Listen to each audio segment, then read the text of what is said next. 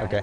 So we were requested by Entergy to go respond to Tropical Storm Barry, who overnight last night came on shore as a Hurricane Cat 1 and quickly downgraded to a tropical storm, and now is going kind of through the state of Louisiana.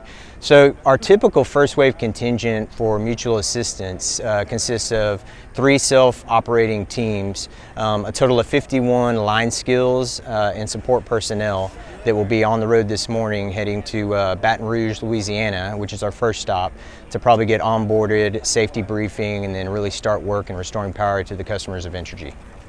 We'll be down helping them pick up wire, stringing wire, changing that poles, transformers and all. You know, we probably have a lot of tree damage down where we got wire down and all that, so we will be assisting them getting all that picked up and getting the service back restored as safely and quickly as possible. You know, CenterPoint Energy for years has been involved in the mutual assistance partnership with other utilities. Our linemen are top-notch.